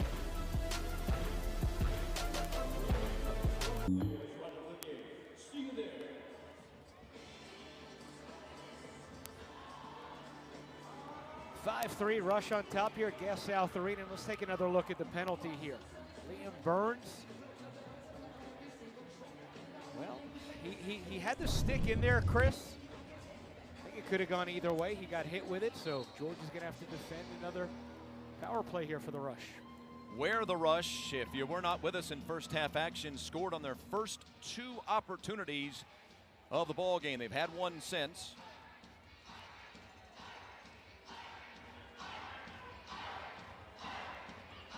Great look. Church rips it into the back of the net. Saskatchewan has doubled their lead once again to 6-3. Church has 4, his 3rd with the man advantage. Very patient, good offensive set here on the power play. They really took their time. Again, the high screen, they sent Church in the middle, and he had just enough space to have that high percentage shot and put it in. Very good power play, very well executed. Created that 2-on-1 down on a lone Georgia defender, and Church the sniper with his 4th. It's 1 step forward and 2 steps back for the Swarm right now. They get something to go for them, and immediately something seems to go against them. And then a violation on the X, the dot, if you will. And the Rush have it back. They've won the faceoffs tonight. Now 9 of 12 for Saskatchewan. That's been a question for them. That's been an issue for them. And Georgia's been fair this year on the X. It's a +5 loose ball advantage, and I'll tell you something else we've not seen out of the Swarm tonight. Defensively, their high-level number of blocked shots. They've been simply one of the best teams in the league Georgia has this year on blocked shots. Well, you love that stat. What is it, 3 in the top 9 or something? Now the number is dropped. I think it's 3 in the top 20, but they have numbers 1 and 2. Oh, by the way, Rannigan, one of those men. He could not connect on that pass. Comizio's offering to John Rannigan a little too high.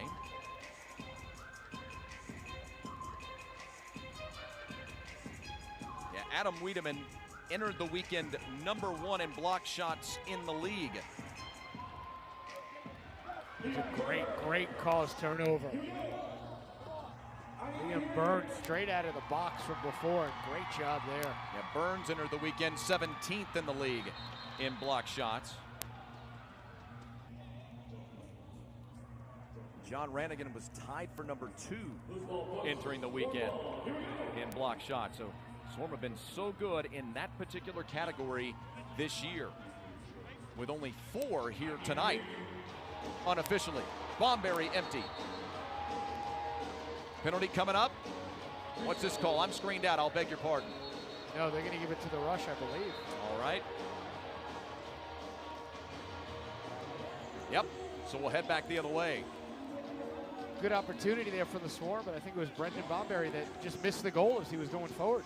By the way, if you're wondering, lowest scoring game this year, combined goals 13 in a contest.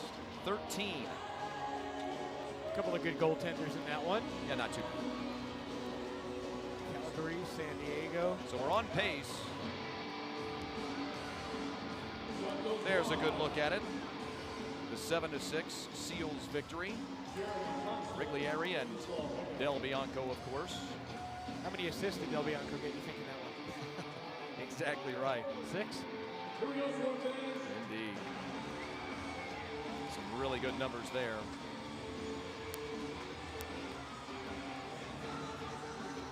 Of course, Frank Scigliano, the 3 degrees of separation. Scigliano, as some of you longtime fans know, formerly a member of the Calgary Roughnecks. 2016. How about this for a goaltender's room? Like we like to say, quarterback rooms. Right. Scigliano, Mike Poulin, and Christian Del Bianco. All 3 tenders on the roster for Calgary that year. So one of those guys didn't dress. Poulin, of course, when he left Calgary, was the all-time wins leader in that franchise's history. He would go on to become the all-time wins leader in Georgia franchise history. Kiernan goes in. He's denied by Scigliano at close range. It's picked up by the Swarm. They'll get the rack back on the mooring. Georgia works behind with Bomberry. Haven't seen as much of that in this ball game, by the way, as we've seen in the past. Bomberry took an absolute blasting of a lick. There's no call. He can't believe it. Now he's wanting to get into Triolo. And there's a little bit of payback. Yeah, he just went after 2 guys. Bomberry, whoever was in his way on Saskatchewan, he was going to hit it. He did. He got 2 licks in. He got one on Triolo a moment ago. Then he decided to go after the top offensive man in Church. They're barking at the official. I get it. Most likely the explanation is, look, I let that one go. I'm going to let this one go. We're going to reset things. Let's move on in the waning moments of third quarter action. Oh, boy. Goalkeeper's out. Goaltender's out. Here we go. Will they have a shot on it? A mobbing. Oh, boy. You're going to go after Mike Manley. That's Mike not the Manley guy. Yeah. and Mike Messenger? Yeah. Yes, sir. I'll buy a ticket to that one. I'd rather see that than Mike Tyson and the Paul kid. A, 57-year-old Mike Tyson? How long do you think you could last with Tyson in the ring right now? Here's the call.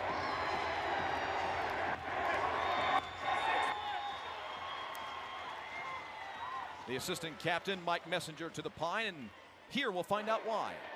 Penalty on the play. Saskatchewan, number 8, 2 minutes, dead ball foul. The clock is to be reset to 6.9 seconds. Great explanation, no big surprise from a top flight crew. The officiating side here inside of our league.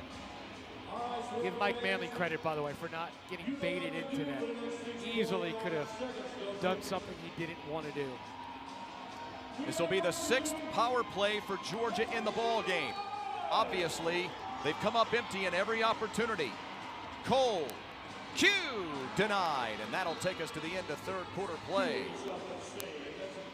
So again, Georgia will be on their 6th power play of the ball game when we come back for fourth quarter action in the capital of the South. A 3-goal game.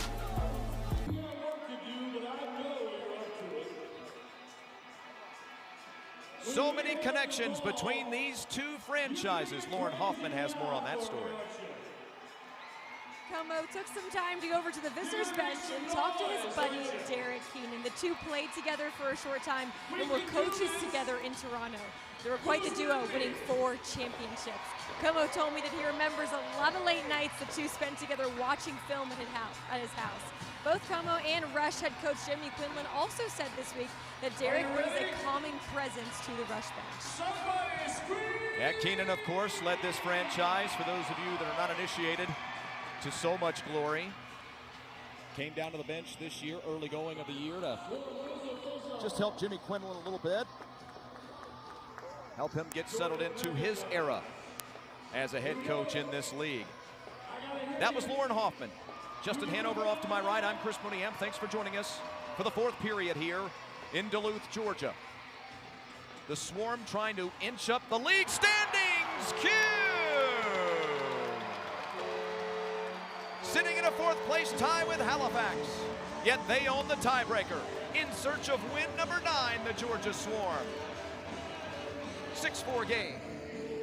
And another power play goal. Look, these penalties certainly can kill you in the end. It's keeping Georgia right now in this game. Good ball movement. Andrew Q sees some daylight. Well, he chose the short side here, Justin. Yeah, no, very interesting how he went, because that's obviously intentional.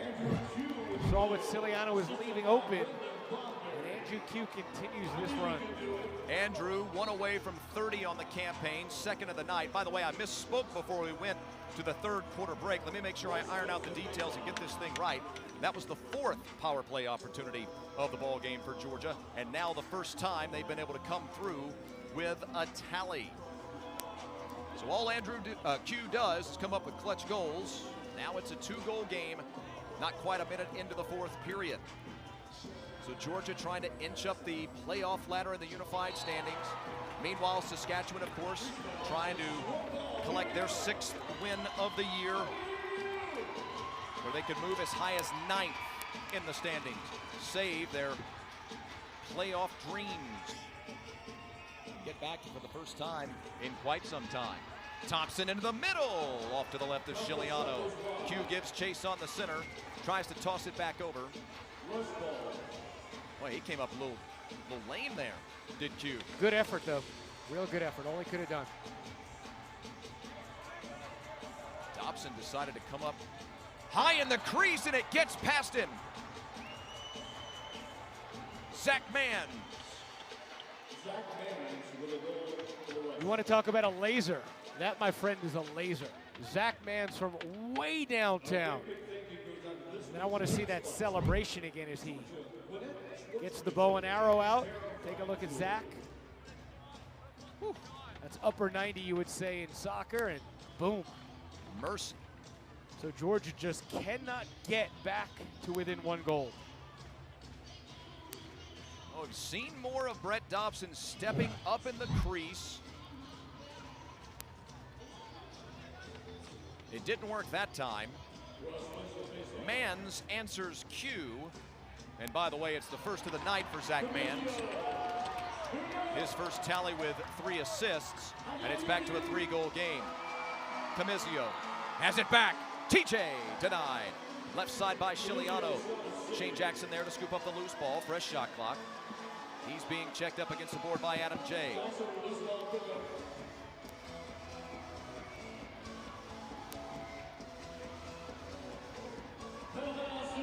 Kernan joins the fray. McIntosh to Q.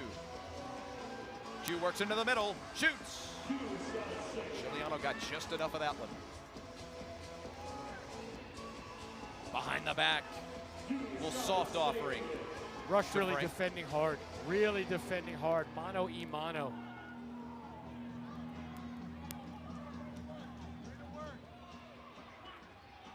I'll tell you, I don't have the number in front of me. We got a long way to go, but if Georgia's unable to score any more than this, it'll be one of the lowest scoring, if not the lowest scoring in Georgia franchise history. Jackson tries for the bounce shot on top of Ciliano. It's blocked. I believe that was Messenger who got his wicket on it.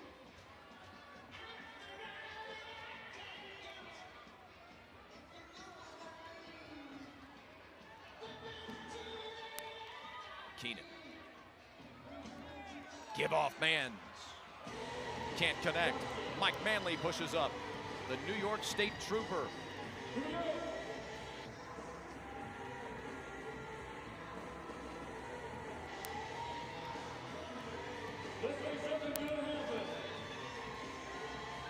Lau finds a little space.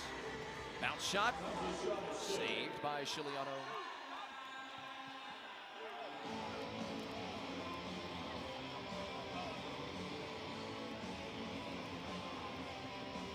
Church defending that time, by the way. 4 goals in the game, and a good job on Lyle there defending. Greniuk's pass altered and errant. McIntosh will push. The captain has it in his stick near the front line at the 11-minute mark. Now Georgia has their offensive force out there. Oaks on left side. Seth, whose offense has gone a little cold as of late. His pass was deflected. Saskatchewan has it back.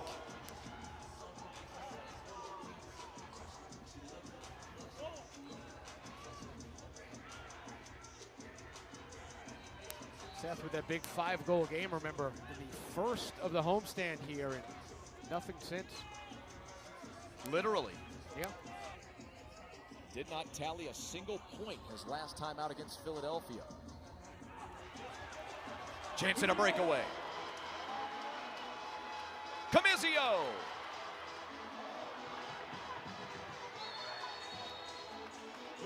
Loose ball push.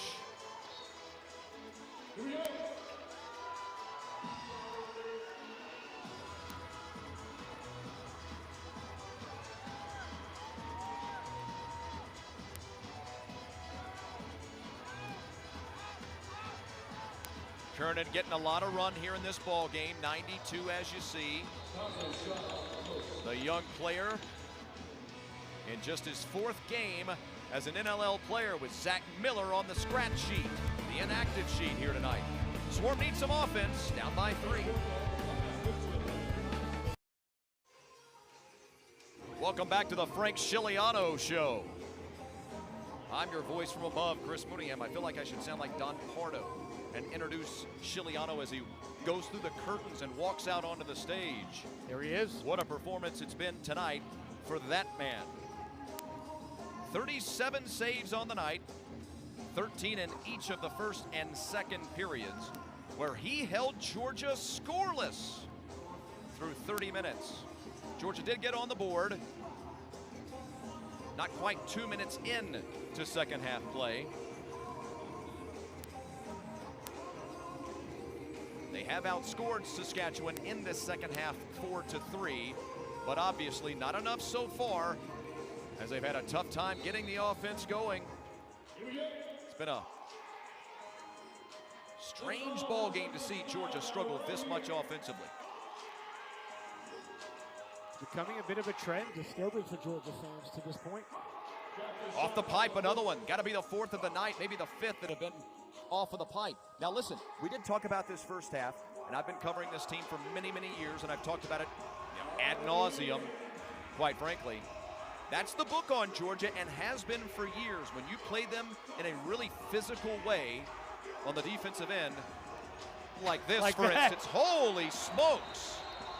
Messenger gonna catch the pine for sure, and will it only be 2 minutes? Well, if Brendan would milk it and stay down, maybe you'd think a little north of that, but probably 2. Saskatchewan penalty, number 8, 2-minute slash. Separate slash to the face. So another penalty opportunity. 1-man advantage, 2 minutes for the Swarm. 9 minutes remaining in the ball game. One team in the playoff standings trying to inch up the ladder. Another trying to get themselves within striking distance of the 8th seed. Chiliano a save on the shot by Q. Q does a great job of keeping the defender away from it so that Lau Thompson can come across, scoop up the loose ball, and keep possession. Jackson, Q. Quick catch and shoot. Bomberry denied. Giuliano inches ever closer to the 40 save mark.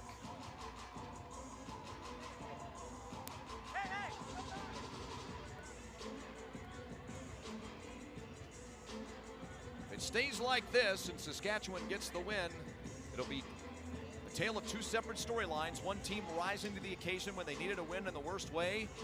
And frankly, it'll be a tale of Georgia not performing well in a two-weekend stretch in the most pivotal moments of their season.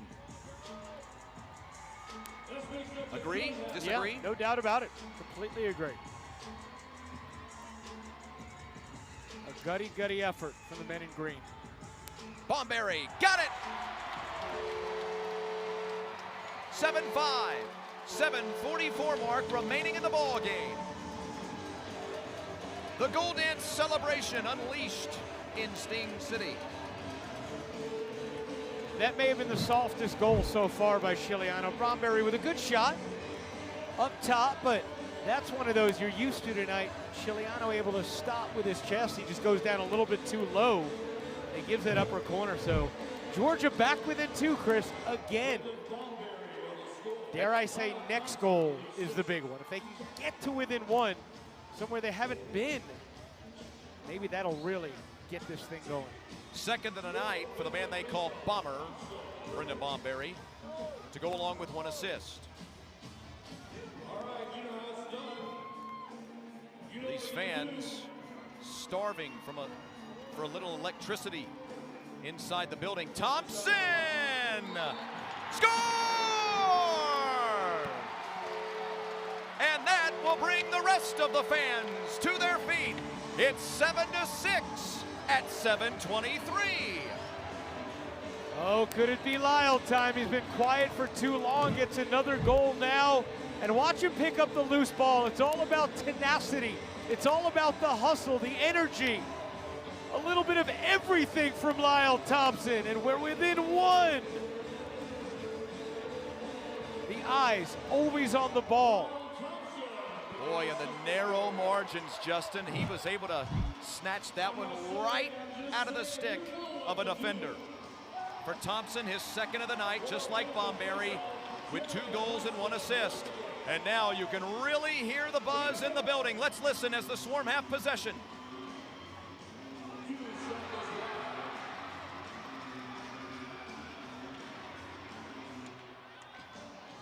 We're going to have a penalty here, it looks like, on Georgia's. Giuliano goes to the bench. And so they'll bring out the extra man. One Rush step will. forward, Chris, and then it seems like one step back with the penalty. Absolutely right.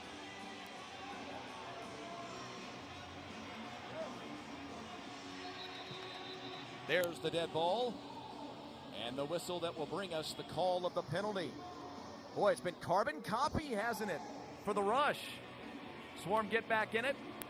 Rush get a penalty in their favor. Certainly the correct call. Georgia penalty number 55, 2 minutes checking in the crease. Brian Cole, the offending man.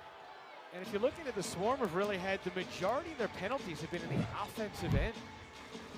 If you think about it, which is, you know, a little bit unusual. You sort of get the penalty defending, you would think, more, but again in the offensive end. So let's see if Saskatchewan can get some daylight again. Zach Mann. Survey. Give off. Church's shot altered as he was careened into from behind. That could have been a call. Ooh.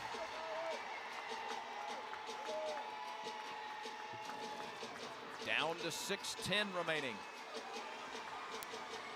125 on the penalty.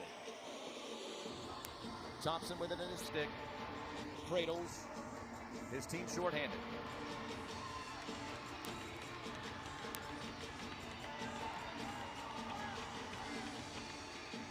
Giuliano the save. McClellan doing a great job there, right down on top of Thompson.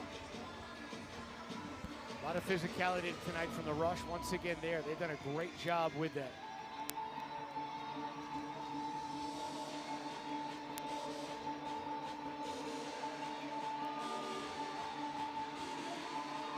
Behind the back is intercepted. Wiedemann to McIntosh. McIntosh, the save by Chiliano.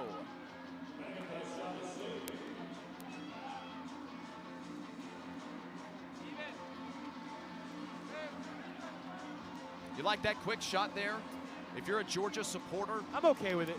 He felt good. He had momentum going forward. I'm okay with it. He has carte blanche to take that shot. Eddie Camo has no problem with that decision. Down to the final 8 on the penalty. Keenan's going to end up taking this rip, isn't he? No, he'll give it off. It's put in the back of the net. They'll wave it off, however. Here comes Georgia. Now they're going to blow the play dead for a moment. We at the TV timeout. I think they're saying shot clock. Yeah, not quite at the media break. Cole out on the floor waiting to hear the call. And they're going to put Cole back in the box, but it'll not be for any more than about 2 seconds or so. And they will be going to the break, I believe. They sent both teams over to the bench. They brought out the entertainment onto half floor, and that should be sending us to the break.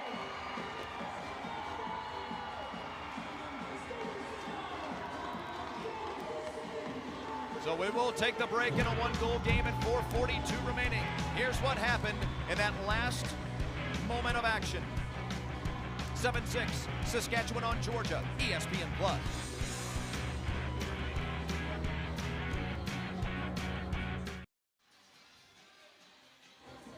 A 1-goal game here in Duluth, Georgia. Here's why the ball game is so very important. There you see the unified standings in the National Lacrosse League, our March to May. Georgia trying to hold on to the number 4 seed. They own the tiebreaker on Halifax. Saskatchewan trying to get back into the playoff conversation and stave off that 8th loss. Georgia has possession. We're back to even strength now for the final 4.5 minutes, or at least for now. It's been a chippy ball game between the two clubs. 4 penalties on each team. Thompson score!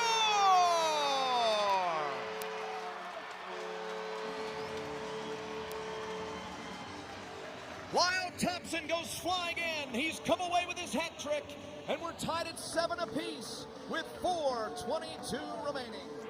There's just so long you can keep Lyle Thompson down, and we've seen the epitome of such right now. Let's take another look. Here's Thompson up top, makes the move, gets the pick, and says, "Hey, Frankie, how you doing?" Just taking upon himself a man possessed, and we are level, Chris. We haven't seen this in, well, quite some time. What a ball game this has been. Saskatchewan has owned the tune and the tenor of this one all throughout. Shut out Georgia in the first half, 4-0. In the second game of a back-to-back in back-to-back nights.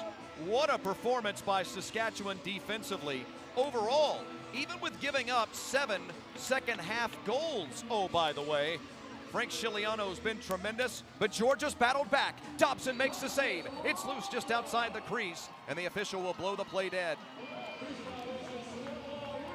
Camizio. This crowd finally has something to cheer for inside the barn. Thompson feeling it now. Saved by Chiliano. Chiliano has passed the 40-save plateau, by the way, now sitting on 42 tonight. There you see the quarter-by-quarter scoring breakdown. 7-3 in the second half. Wow.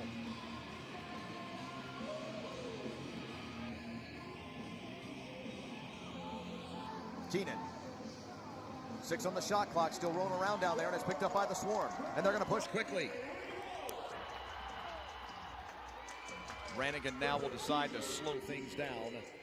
And the Swarm will go into the half-floor offense. With 180 seconds remaining in the ball game. Georgia has 2 overtime wins so far this year. Kill! Captain Clutch does it again! Unbelievable, this guy! Snatching potential victory from the jaws of defeat. Andrew Q, nobody better to do such. Goal number 30, he gets his hat trick, and the stars are rising here for the Georgia Swarm. Look at Andrew get past his first defender. He gets a solid angle to make Ciliano have to move. And oh, if Georgia can win this one in the end, what a victory it would be. Don't discount this Rush team, though. Oh, you got that right. They have done so much tonight. You certainly don't want to rest on your laurels being up by 1 right now. It has the potential to be the 4th game-winning goal of the year for Andrew Q. It's a 4-0 run in the final 5 minutes. There you go, graphic to support. Thank you so much, gentlemen. And so Georgia, once down 4-0 at the halftime break. You heard me right if you're just tuning in. Now an 8-7 lead. 2.5 to play. Right down in front, Dobson comes up with a save. Again, the Georgia defense and Brett Dobson not been bad tonight. No. They have also held Saskatchewan to just 7 goals. It's just that the Rush have dictated the pace of play so mightily defensively with the tandem of that backline defense and Ciliano. Certainly they've outplayed Georgia for the majority of the ball game, but it's not as though it's some 80-20 type of outplaying. No, maybe more of a 55-45 type deal in the majority. Now, of course, all momentum has swung in favor of the Georgia Swarm. 3rd possession, though, here. Yep. Georgia defense is going to have to stay on for a little bit longer than they would like.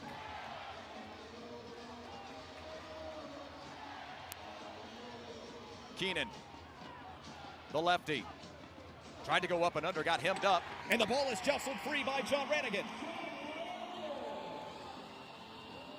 1:45 remaining.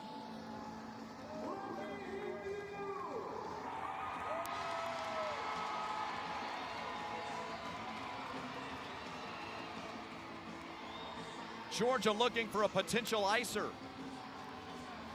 Jackson, the only man of the big 3 to not get on the board tonight. His one goes off to the right side of Ciliano, off the board, collected behind the rack.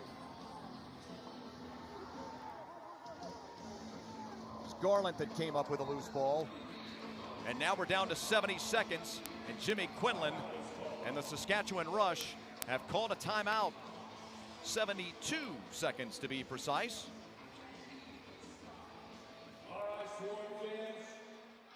Well, for now, our Fanatics' turning point of the ball game belongs to Andrew Q. We'll see if it stays that way, Justin Hanover. Indeed it does. Andrew, look at that, running across, beating Ciliano. Sort of a high screen set, not well enough, but Andrew says it doesn't matter, I'm going to take it. The Fanatics' turning point of the game, Andrew Q. Not the first time he's done that, and I'm sure it won't be the last time he'll do that. Boy, did you see Ciliano throw his head back in absolute disgust? Look, just to He's sort been of on his head tonight. Yeah, to button up what your point, what you were alluding to before. Please. Saskatchewan has deserved the win tonight. They have come out and they executed that game plan to perfection. Yep. You're never going to keep the Swarm fully down. We know that.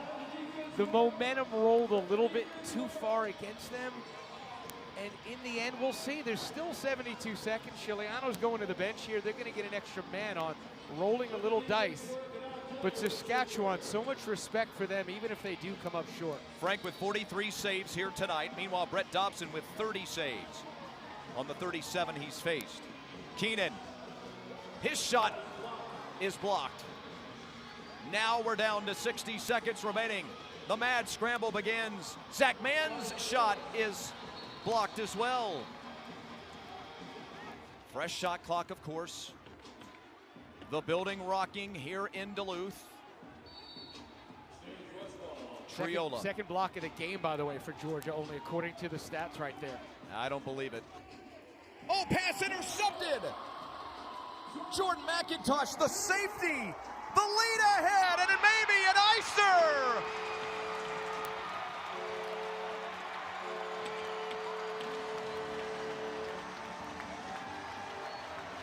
You don't always play your best, but sometimes when you're that good, it still turns out in the win column. And the Georgia Swarm have survived. Certainly a game they didn't put their best foot forward, but Kaysen Tarbell, his first goal may be the biggest of the season. Defense leading to offense, transition,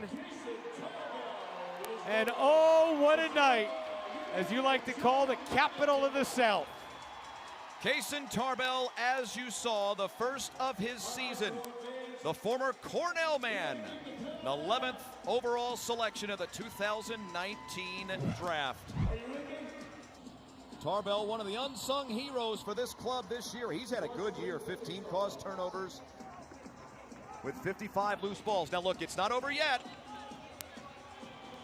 A quick goal here, and you still got a chance if you're Saskatchewan. You get a goal, you win a face-off. This is Keenan. He'll drive in, get sealed out, give off. Triola tries to go underneath. Keenan has the loose ball, 8 on the shot clock. Ryan goes across. Here's another shot. Can't be saved. It'll roll out near the midline. The chase down from McIntosh. 5.8 remaining. And now, after the over and back call, you would imagine that will certainly do it here tonight. McIntosh will hold on to it on the far board. He'll take himself a bit of a beating, and the final horn will sound in Duluth. Look at the Georgia Swarm players come running off the bench towards Brett Dobson. Brett Dobson's getting absolutely mobbed down on the far end.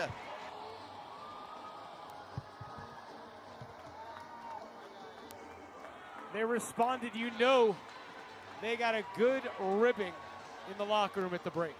No doubt about it, and this team has responded. And they now move in solidly into the 4th position in the unified standings. Meanwhile, a 4th all-time win, as you see, consecutively for the Georgia Swarm versus the Saskatchewan Rush. A closing kick of 5 consecutive goals by Georgia. My goodness.